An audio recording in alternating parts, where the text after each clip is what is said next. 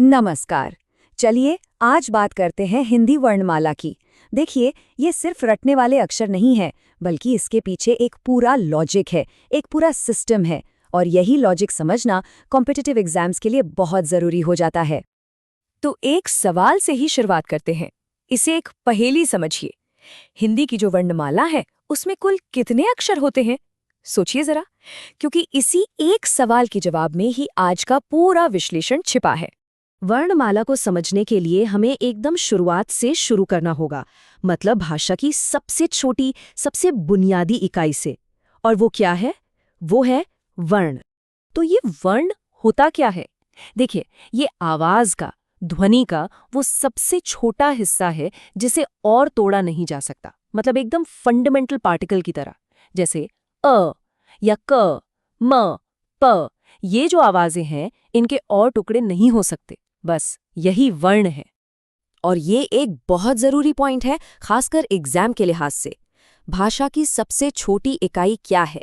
ये सवाल सीधा सीधा पूछ लिया जाता है, तो ये परिभाषा याद रखना बहुत जरूरी है। ठीक है, तो एक वर्ण क्या है ये तो समझ आ गया, लेकिन जब इन सारे वर्णों को एक साथ एक सिस्टम में रख दिया जाता है तब क्या बनता है? तब बनती है वर्णमाला।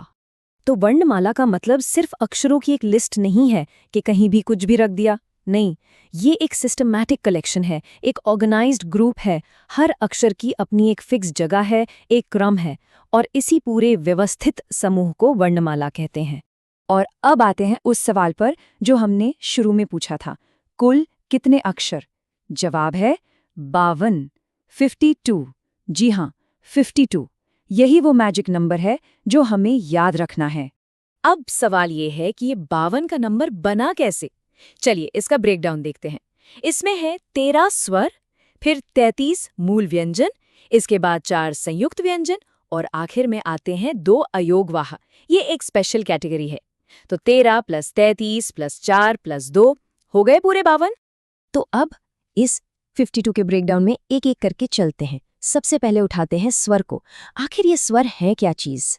स्वर का मतलब है वो आवाजें जिनको बोलते समय मुंह के अंदर हवा बिना किसी रुकावट के एकदम फ्री फ्लो में बाहर आती है। अगर हम अ या ई बोलकर देखें तो ये साफ महसूस होता है, कोई ऑब्स्ट्रक्शन नहीं है। तो हिंदी में कुल 13 स्वर गिने जाते हैं। ये हैं अ, आ, ए, ई, उ, री, ए, आए, ओ, और फिर अंग और आहा। अब यहाँ एक इंटरेस्टिंग बात है। टेक्निकली अंग और आहा अयोगवाह कहलाते हैं, लेकिन ट्रेडिशन में इन्हें स्वरों के साथ ही गिना जाता रहा है। और इन्हें याद रखने का एक बहुत मजेदार तरीका है। इनको एक गाने की तरह एक लय में बोलना है। अ आ ई उ री ए ओ औ अम्महा।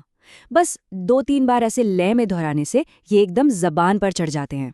चलिए, तो स्वर तो हो गए। अब आते हैं वर्णमाला के दूसरे सबसे बड़े हिस्से पर, यानी व्यंजन। व्यंजन जो है वो स्वरों से एकदम उल्टे हैं।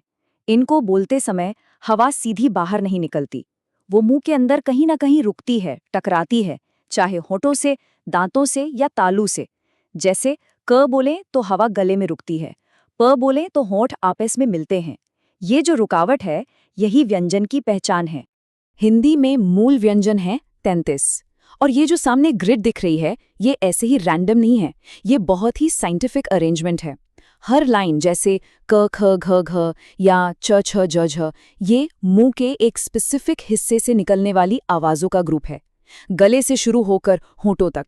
कमाल की बात है ये। तो स्वर और व्यंजन, ये दोनों मेन पिलर्स समझ आ गए। अब एक छोटा सा क्विक फायर टेस्ट हो जाए, बस ये पक्का करने के लिए कि एग्जाम के लिए जो जरूरी पॉइंट्स हैं वो याद हुए या नहीं। ठीक है, पहला सवाल बहुत आसान। हिंदी वर्णमाला में कुल वर्णों की संख्या कितनी है? याद कीजिए वो मैजिक नंबर। जी हाँ, 52। 52। ओके, अगला सवाल, मूल व्यंजन कितने हैं? टोटल व्यंजन? बिल्कुल 33, 30। और अब आखिरी सवाल, ये थोड़ा ट्रिकी हो सकता है। अंग और अह, इनको एक खास नाम दिया गया था। क्या नाम था वो? सही, इन्हें कहते हैं अयोगवाह। ये एक स्पेशल कैटेगरी है और ये टर्म एग्जाम के लिए बहुत इंपॉर्टेंट है। तो एक आखिरी एग्जाम टिप ले लीजिए। अगर सवाल आता है कुल वर्ण कितने हैं और ऑप्शंस हैं 49, 50, 52, 54, तो जवाब हमेशा और हमेशा 52 ही होगा। इसको लॉक कर दीजिए। तो आज हमने भाषा के बिल्डिंग ब्लॉक्स यानी वर्ण से शुरू करके पूरी वर्णमाला के स्ट्रक्चर को डिकोड कर लिया। अब जब ये फाउंडेशन क्लियर हो गया है तो सोचिए कि हिंदी व्याकरण के और कितने राज खुलने बाकी हैं, जैसे अनुस्वार, अनुनासिक और विसर्ग। सुनने में एक जैसे लगते हैं, पर इनमें क्या फर्क है? खैर, इस पर बात करें।